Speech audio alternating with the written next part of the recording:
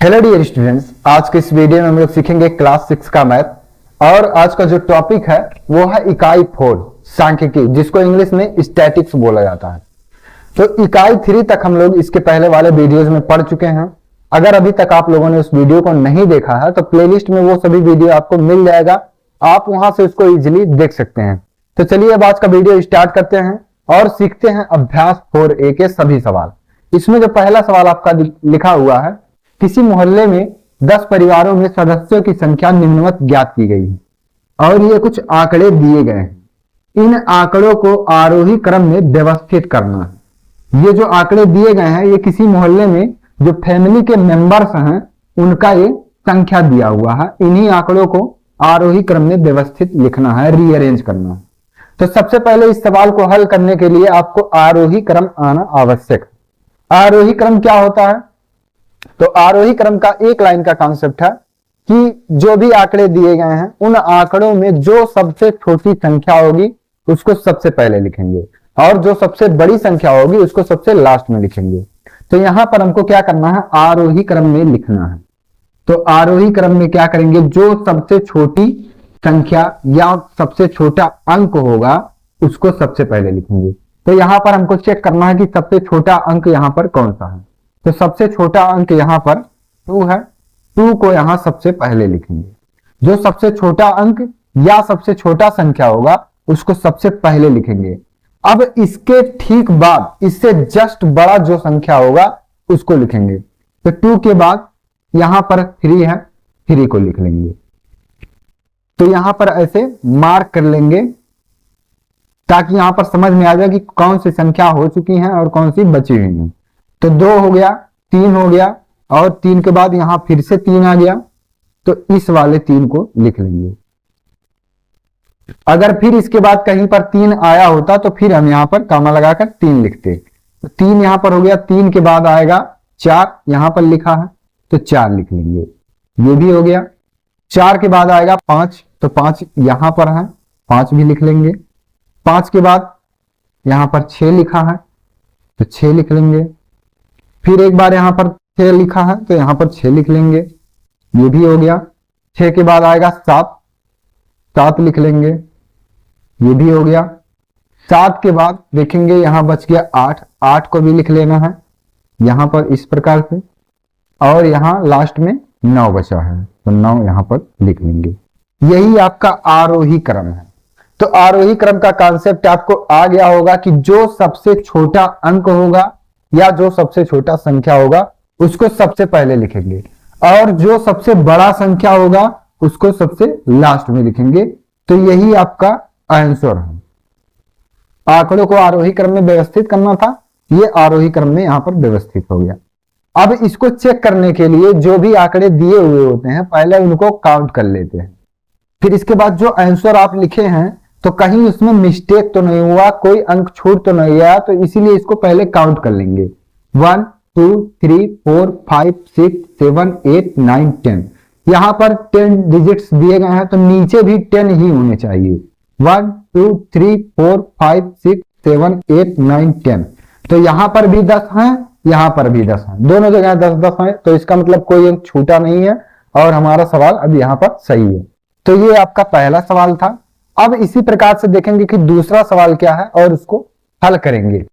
अब चलिए देखते हैं कि दूसरा सवाल क्या है। तो दूसरा सवाल यहां लिखा है, निम्नलिखित आंकड़ों को आरोही क्रम में रखिए। ये जो आंकड़े लिखे हुए हैं इन आंकड़ों को आरोही क्रम में लिखना है। तो जैसे पहला सवाल था सेम वही सवाल दूसरा सवाल भी है, यहां पर भी आरोही क्रम ही लिखना है। तो आरोही क्रम का कॉन्सेप्ट है कि जो सबसे छोटा अंक होगा या जो सबसे छोटा संख्या होगा उसको सबसे पहले हम यहां पर लिखेंगे। तो यहां पर चेक करना है कि सबसे छोटा अंक या सबसे छोटा संख्या कौन है। 4 6 8 2। तो यहां पर 2 सबसे छोटा अंक है, इसको लिखेंगे। 2 के ठीक बाद 2 से जस्ट बड़ा जो संख्या होगा उसको अब लिखेंगे। तो 2 के बाद 3 नहीं है, फिर यहां 4 है, 4 लिखेंगे। 2 के बाद यहां पर 3 नहीं लिखना है, इन्हीं आंकड़ों में से हमको आरोही क्रम लिखना है। 2 के बाद तो 3 आता है लेकिन वो इन आंकड़ों में नहीं दिया है तो इसीलिए उसको नहीं लिखेंगे। इन आंकड़ों में जो भी अंक, जो भी संख्या लिखा रहेगा उसी में से हमको ढूंढ कर लिख। तो 2 के बाद 4 है, 4 के बाद 6 है, 6 के बाद 8 है। यहां पर इसको चिन्ह लगा लेंगे ताकि ये मालूम चल जाए कि कौन सा संख्या हो चुका है और कौन सा शेष बचा है। 8 के बाद देखेंगे 8 से जस्ट बड़ा जो संख्या या जो अंक होगा उसको लिखेंगे। तो 8 के बाद यहां सबसे लास्ट में 9 दिया है तो 9 यहां लिख लेना है। 9 भी हो गया। 9 के बाद यहां पर 12 हो जाएगा, 12 लिख लेंगे, ये भी हो गया। 12 से जस्ट बड़ा यहां पर 22 है, 22 को लिख लेना है। 22 के बाद 23 यहां पर है, 23 लिख लेना है। अगर 23 फिर कहीं पर आया होगा तो फिर उसको एक बार लिखेंगे।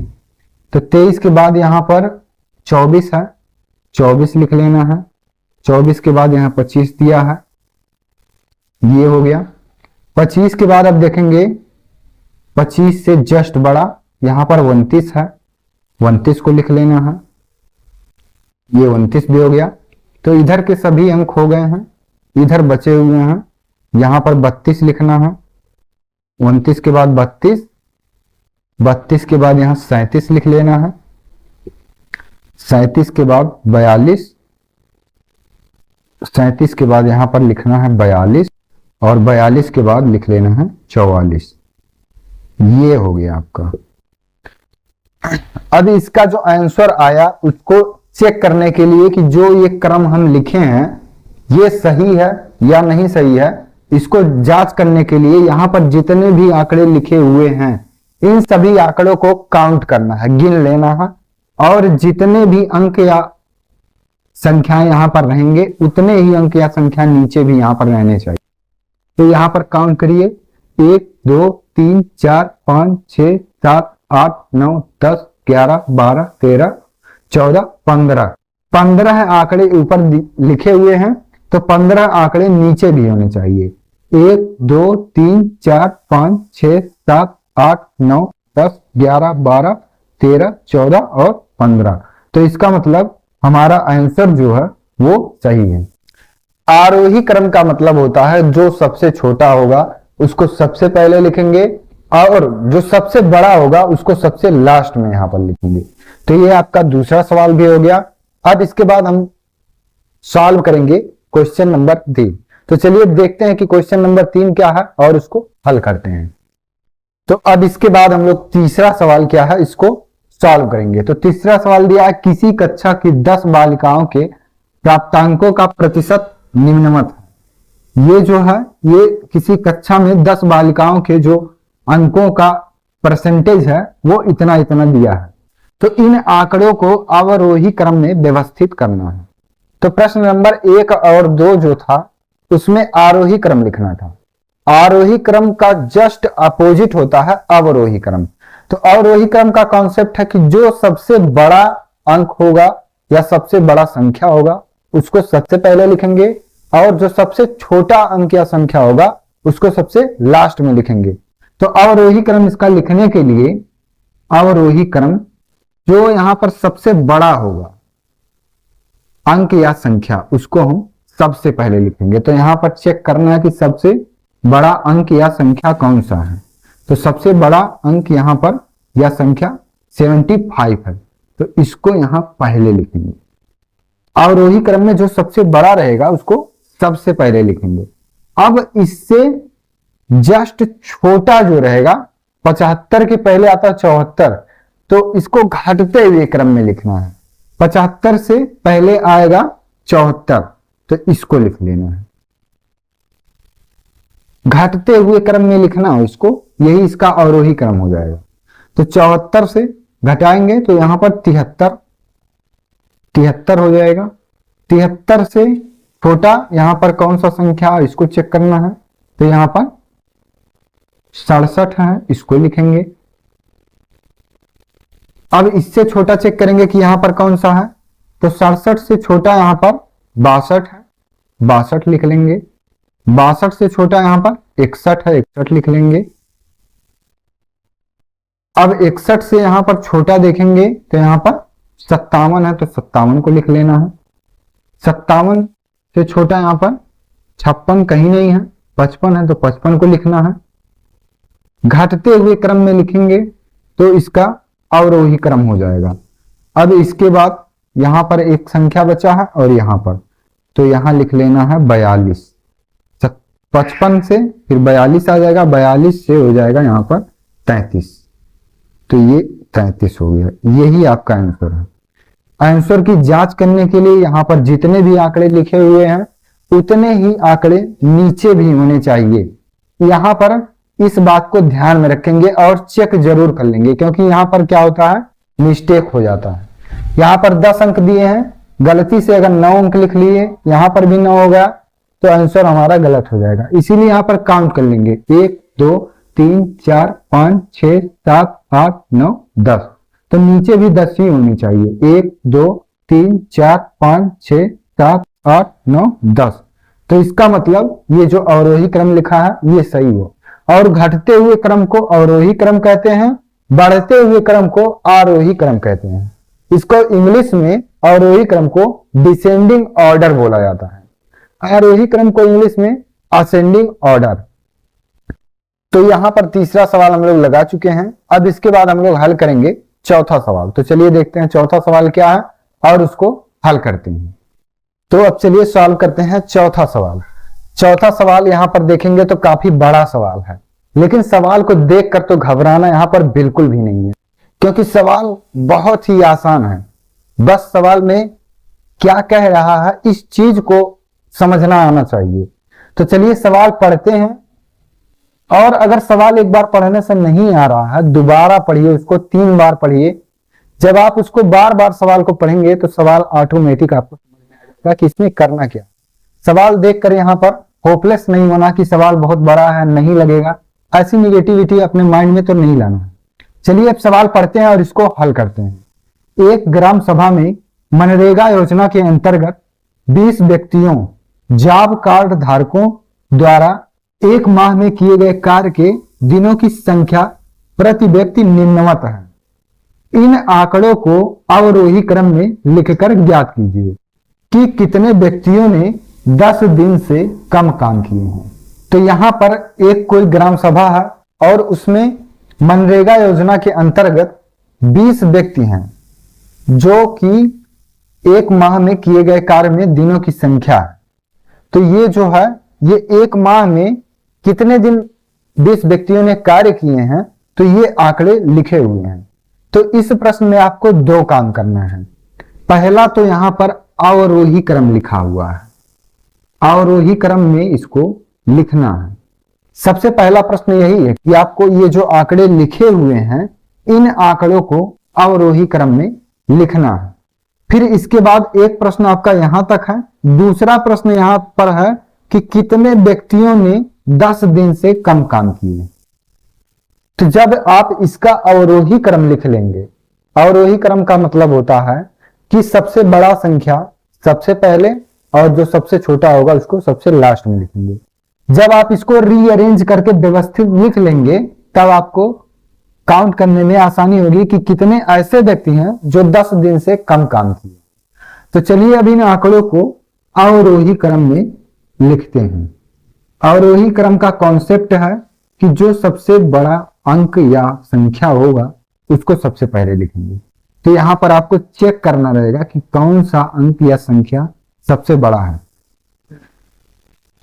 तो सबसे बड़ा यहां पर देखेंगे, यहां पर 25 है। अवरोही क्रम में सबसे बड़ा सबसे पहले, तो 25 को यहां लिख लेना है।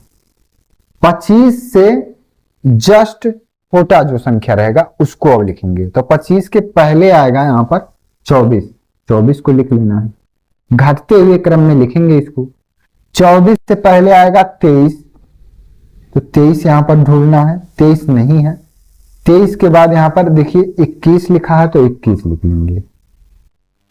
21 से पहले आएगा 20, तो 20 यहां नहीं है, लेकिन यहां पर 19 लिखा है तो 19 को लिख लेंगे।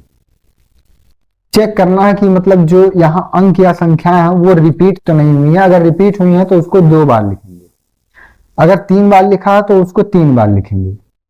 तो यहां 19 के बाद अब चेक करेंगे कि 18 कहीं पर है, तो 18 नहीं है। 18 के बाद यहाँ पर देखेंगे तो 17 लिखा है, तो 17 को यहाँ पर लिख लेंगे। 17 हो गया। फिर चेक करना है कि कहीं ऐसा तो नहीं 17 फिर से कहीं लिखा है, तो 17 नहीं लिखा है, लेकिन यहाँ पर 16 लिखा है, 16 को लिख लेंगे। अब 16 यहां पर भी है और यहां पर भी लिखा हुआ है, 2 बार है तो इसको 2 बार लिखेंगे। 3 बार होता तो 3 बार लिखते। अब 16 के बाद यहां पर 15 लिखा है तो 15 लिख लेंगे। फिर इसको चेक करेंगे 15 कहीं और तो नहीं लिखा है, तो कहीं नहीं लिखा है। अब 15 से छोटा है 14, 14 भी कहीं नहीं। फिर इसके बाद 13, 13 भी कहीं नहीं है। 12 यहां पर है 2 बार, तो 12 को लिख लेना है। 12 2 बार यहां पर। फिर यहां पर देखना है कि 12 यहां पर भी 1 बार है, 3 बार है, 3 बार इसको लिख लेंगे। फिर 12 से छोटा 11 यहां पर सबसे पहले लिखा है, तो इसको लिख लेंगे 11। अब 11 से छोटा 10, तो 10 यहां पर कहीं नहीं है। 9 है तो 9 को लिख लेना है। 9 से अब चेक करना है, यहां पर भी 9 है तो 9 फिर 1 बार लिख लेना है। और कहीं 9 नहीं लिखा है। 8 यहां पर लिखा है तो 8 को लिख लेना है। 8 हो गया। अब इसके बाद फिर देखना है 8 यहां पर भी है तो 8 लिख लेना है। फिर इसके बाद 8 यहां पर भी है तो इसको भी लिख लेना है। फिर 7 यहां पर लिखा है, 7 को लिख लेना है। अब फिर चेक करना है, इधर सभी हो गए, ये यहां पर एक बच गया है, तो इसको भी अभी कहीं व्यवस्थित करेंगे। 7 से छोटा यहां पर 3 है तो 3 लिख लेना है। अब यहां पर देखिए, ये जो आंकड़ा था वो काफी लंबा आंकड़ा था, इसीलिए यहां पर मिस्टेक हुआ। यहां पर 11 जो है यहां पर कहीं अरेंज नहीं हो पाया। 11 यहां पर 2 बार थे, यहां पर भी है और यहां पर भी है। तो जो इस प्रकार से हम चिन्ह यहां पर लगा रहे हैं, तो जिस भी अंक के ऊपर अगर चिन्ह नहीं यहां पर लगेगा तो आपको समझ जाना है कि उसको भी यहीं पर कहीं व्यवस्थित करना है। तो यहां पर देखिए जो 11 लिखा था ये छूट गया था, तो ये जो मार्क हम किए हैं इसी के वजह से हमको ये चीज पता चल गया कि 11 को भी अभी लिखना है। तो 12 के बाद यहां पर देखिए 11 है तो 1 बार और 11 लिखना है और इसके बाद 9 लिखना है। अब उत्तर की जांच करने के लिए हमको चेक करना रहेगा कि ऊपर जितने भी आंकड़े लिखे हुए हैं उतने ही आंकड़े यहां पर नीचे भी आने चाहिए।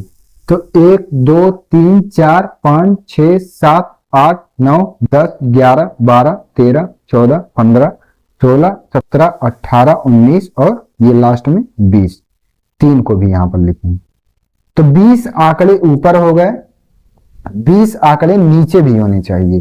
तो 1 2 3 4 5 6 7 8 9 10 11 12 13 14 15 16 17 18 19 20। तो 20 आंकड़े ऊपर है, 20 आंकड़े नीचे भी हैं। तो इसका मतलब हमारा जो आंसर है वो आंसर हमारा सही है। यहां पर एक चीज मिस्टेक हुआ था, जो 11 था वो छूट गया था, लेकिन वो भी यहां पर व्यवस्थित किया गया। जो यहां पर ऊपर हम सही का निशान लगा रहे हैं उससे ये पता चल जा रहा है कि कौन सा संख्या हो गया है और कौन सा संख्या अभी बचा हुआ है, क्योंकि ये जो आंकड़े हैं ये काफी लंबे आंकड़े हैं, तो यहां पर गलत होने की संभावना भी है। तो इसी के वजह से पता चला, इसीलिए इसको भी यहां पर व्यवस्थित किए हैं। तो ये आपका चौथा सवाल था, लेकिन अभी ये सवाल कंप्लीट नहीं हुआ है, क्योंकि इन आंकड़ों को अवरोही क्रम में लिखना है। तो अभी तक हम लोगों ने केवल अवरोही क्रम ही लिखा है। अभी आधा प्रश्न इसमें है कि ऐसे कितने व्यक्ति हैं जो 10 दिन से कम काम किए हैं। तो 10 दिन से कम जितने काम किए हैं यहां पर काउंट करना है। तो यहां पर देखेंगे, यहां पर 11 था, 10 दिन से कम मतलब कि यहां से आपका स्टार्ट होगा। तो 1 2 3 4 5 6 7, तो 7 व्यक्ति ऐसे हैं जो 10 दिन से कम काम किए हैं। तो यहां पर ऐसे लिखेंगे 10 दिन से कम काम करने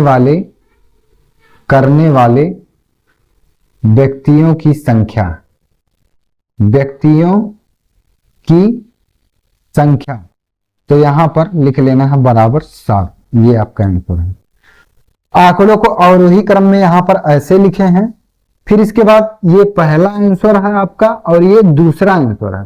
प्रश्न में आपको दो काम करना है। तो दूसरा आंसर है कि 10 दिन से कम काम करने वाले व्यक्तियों की जो संख्या है वो बराबर 7 है। 7 व्यक्ति ऐसे हैं जो 10 दिन से कम काम किए हैं। तो ऐसा लिखना तभी संभव हो पाया है जब आंकड़ों को हम आरोही क्रम में या अवरोही क्रम में लिखेंगे, तभी हम इसमें चेक कर पाएंगे कि ऐसे कितने व्यक्ति हैं जो 10 दिन से कम काम किए हैं। तो उम्मीद है कि ये सभी सवाल आपको समझ में आया होगा। तो अभ्यास 4A जो है वो हम लोग कंप्लीट सॉल्व कर चुके हैं। अगर इस प्रश्नावली में आपको कोई दिक्कत है तो आप कमेंट में जरूर पूछेंगे।